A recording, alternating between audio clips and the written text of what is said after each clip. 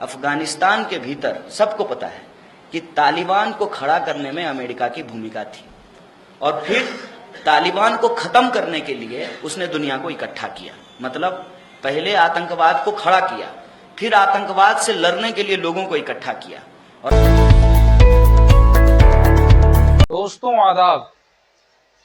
दोस्तों, क्या आप जानते हैं कि पूरी दुनिया में मुसलमानों को किस तरीके से दहशतगर्द के तौर पर पेश करने की कोशिश की गई, किस तरीके से इस्लाम के खिलाफ साजिशें की गईं। दोस्तों, अगर नहीं जानते हैं तो ये वीडियो आपके लिए बहुत अहम होने वाला है।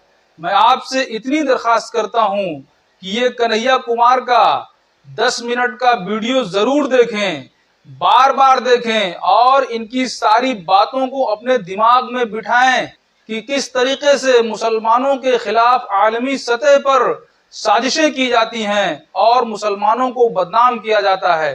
पेश है दोस्तों ये वीडियो। डर का धंधा इतना अच्छा होता है कि इसमें दोनों तरफ फायदा होता है, दोनों हाथ में लड्डू होता है। और इस डर के धंधे की शुरुआत जो है इस दुनिया के भीतर अमेरिका ने की। और ये बात मैं इसलिए कह रहा हूँ, अफगानिस्तान के भीतर सबको पता है कि तालिबान को खड़ा करने में अमेरिका की भूमिका थी और फिर तालिबान को खत्म करने के लिए उसने दुनिया को इकट्ठा किया। मतलब पहले आतंकवाद को खड़ा किया, फिर आतंकवाद से लड़ने के लिए लोगों को इकट्ठा किया। और आज जो आप माहौल देश में देखते हैं जिसमें कहते हैं कि आप यदि मोदी जी के साथ नहीं हैं तो आप पाकिस्तानी हैं, आप यदि मोदी जी के साथ नहीं हैं तो देशद्रोही हैं, आप यदि मोदी जी के साथ नहीं हैं तो विकास विरोधी हैं, आप यदि मोदी जी के साथ नहीं हैं तो आप सेना का और भारतीय संस्कृति का अपमान कर रहे हैं। ये क्यों कहा जा रहा है? इसकी शुरुआत दरअसल जॉर्ज बुश ने की थी। जॉर्ज बुश ने कहा था कि तालिबान के खिलाफ लड़ाई में, ओसामा बिन लादेन के खिलाफ लड़ाई में यदि आप हमारा साथ नहीं दे रहे हैं, इसका मतलब आप आतंकवादियों का साथ दे रहे हैं। हकीकत क्या थी कि उस आतंकवादी संगठन को खड़ा खुद अमेरिका ने किया था। और इसके पीछे की पॉलिटिक्स क्या है? जब यूएसएसआर टूट गया तब अमेरिका के बहुत बड़े अर्थशास्त्रियों ने बैठा और कहा कि अब किस नाम पे धंधा करेंगे। अब तो रूस टूट गया, लेकिन ये हुआ कि अब रूस नहीं है तो किसके बहाने जो है रक्षा का बजट बढ़ाया जाएगा, डर का जो है धंधा कैसे किया जाएगा, हथियार कैसे बेचा जाएगा। तब दुनिया को एक दुश्मन की जरूरत थी। और उसी वक्त जो है हटिंगटन नाम का एक विद्वान हुआ। हटिंगटन ने कहा कि क्लैश ऑफ सिविलाइजेशन का होना बहुत जरूरी है। जब तक दो सिविलाइजेशन आपस में टकराएंगे नहीं तब तक जो है डर का धंधा नहीं हो सकता है, हथियार की खरीद बिक्री नहीं हो सकती है और बाजार में जो मंदी आ रही है उसमें उछाल नहीं आ सकता है, मुनाफा नहीं कमाया जा सकता है। और उस थ्योरी को देने के बाद ही एक एक करके आप देखेंगे कि अलग अलग तरह के आतंकवादी संगठन अचानक से जो है अस्तित्व में आते हैं। अब आप देख लीजिए, ये इत्तेफाक नहीं है कि जब तक यूएसएसआर नहीं था तब तक कोई आतंकवादी संगठन नहीं था। जब यूएसएसआर था तो कोई आतंकवादी संगठन नहीं था, और जब यूएसएसआर खत्म हुआ तो अचानक से दुनिया में आतंकवादी संगठन पनपना शुरू कर दिए। और ये जो क्लैश ऑफ सिविलाइजेशन है उसमें सबसे फेवरेबल दुश्मन जो है वो इस्लाम हो सकता था। क्यों? इसकी दो वजह है। एक तो मुसलमान बहुत फेवरेबल दुश्मन हो सकता था क्योंकि वो संख्या वाइज लगभग बराबर था और पूरी दुनिया में मौजूद था। उसका डर जो है पूरी दुनिया को दिखाया जा सकता है। डराने के लिए भी तो कुछ ऐसा इतिहास होना चाहिए ना जिसको दिखा करके डराया जा सकता है। अब हिंदुइज्म का डर कैसे दिखाते? एक ही देश में है तो पूरी दुनिया में तो इस पे धंधा नहीं हो सकता था। दूसरा जो सबसे इंपॉर्टेंट चीज है वो ये समझ लीजिए, जहां इस्लाम है इत्तेफाक से वहां तेल भी है। इस दोनों वजह ने क्या किया कि पूरी दुनिया में एक इस्लामोफोबिक नोशन की शुरुआत की। और रिलीजन जो इंटरप्रेट होता है कुरान के माध्यम से, उससे बिल्कुल अलग एक अलग तरह के रिलीजन का इंटरप्रिटेशन लोगों के सामने रखा गया। और देखेंगे तब उसके बाद दुनिया भर में जो धारावाहिक बने उसमें जो आतंकवादी दिखाया गया वो जाली टोपी पहना हुआ, इतनी बड़ी बड़ी दाढ़ी, उसको आतंकवादी के रूप में प्रस्तुत किया गया। उसको देख करके लगता था कि ये जो ओसामा बिन लादेन का चेहरा है यही आतंकवादी का चेहरा है, यही आतंकवादी है। और देखेंगे सीरियल बने, फिल्में बनी, अखबार में भी जो फोटो आया वो उसी तरीके के बनाया गया। अचानक से जो है अलग अलग जगह पे बम ब्लास्ट होना शुरू हुआ और उस बम ब्लास्ट में जो है मुसलमान गिरफ्तार किए गए। भारत के भीतर भी बाबरी मस्जिद गिराई गई और बाबरी मस्जिद गिराने के बाद अलग अलग जगह पे दंगे हुए। दंगे होने के बाद जो है बम ब्लास्ट की घटनाएं हुई, फिर कुछ मुसलमानों को गिरफ्तार किया गया।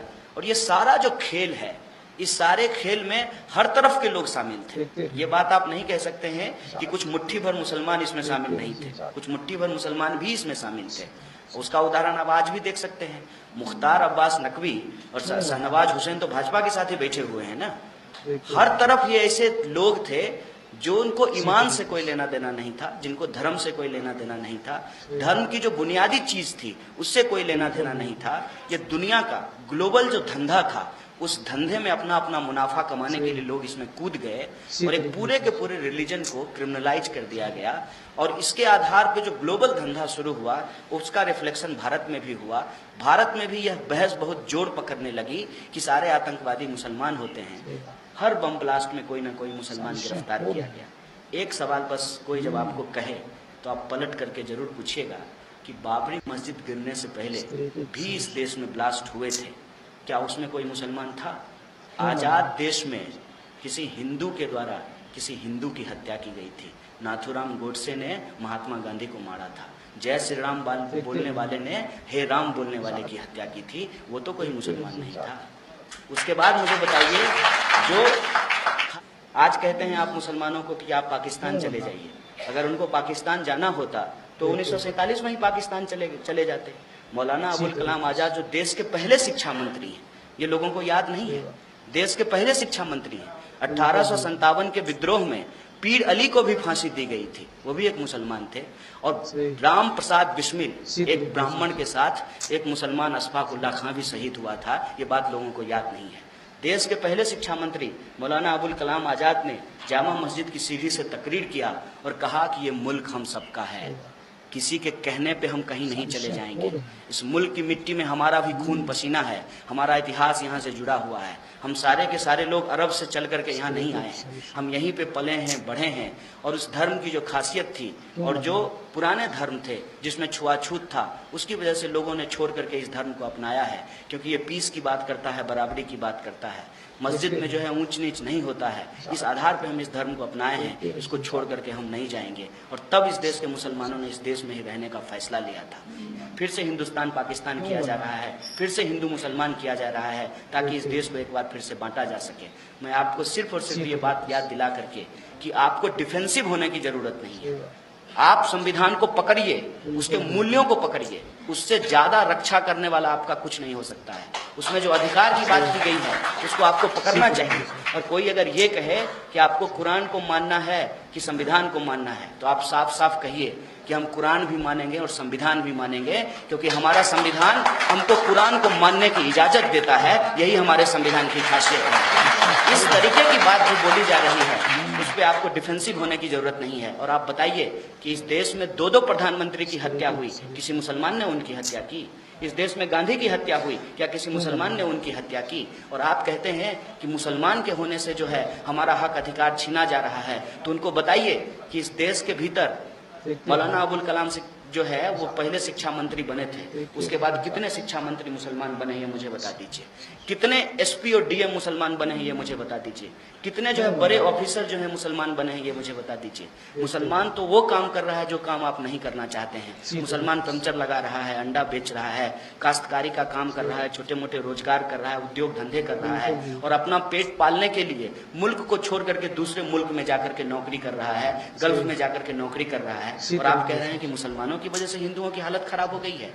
ये एक गलत बात है और इस गलत बात पे आपको डिफेंसिव होने की जरूरत नहीं है, आपको ऑफेंसिव होना चाहिए। बस एक बात दिमाग में रखना चाहिए कि कोई भी कौम का रहबर बनकर के आए और ये कहे कि हम धर्म बचाएंगे, तो उनको भी आप बराबर जवाब दीजिए और कहिए कि हमारे अल्लाह के पास बहुत ताकत है, अल्लाह ताला हमारी रक्षा करेंगे।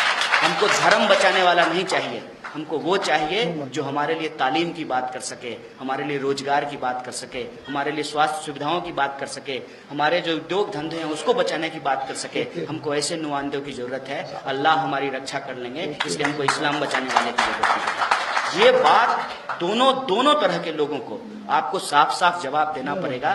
तभी इस देश के भीतर जो अदराइजेशन का प्लान चल रहा है, जो मुसलमानों का घेटवाइजेशन का प्लान चल रहा है उसको हम काउंटर कर सकते हैं और हम कह सकते हैं कि संविधान ने हमको बराबरी का हक दिया है। यह मुल्क हमारा भी उतना ही है जितना हिंदुओं का है और इसके इतिहास में हमने भी कुर्बानियां दी हैं और आज जब फिर इस देश के ऊपर हमला हुआ है तो कंधे से कंधे मिला करके हम खुद को भी बचाएंगे और अपने जो है कौम को बचाते हुए इस देश को भी बचाएंगे। ये हमारी बुनियादी जिम्मेदारी है। दोस्तों, अगर आपको वीडियो पसंद आया हो तो आपसे गुजारिश है कि आप मेरे चैनल को सब्सक्राइब करें ताकि इसी तरीके की वीडियो आपको फ्यूचर में भी मिलती रहे और बेल आइकन को लाजमी प्रेस कर लें ताकि आपको बर वक्त वीडियो मौसूल होती रहे। मिलते हैं फिर किसी अगली वीडियो में, तब तक के लिए अल्लाह हाफिज।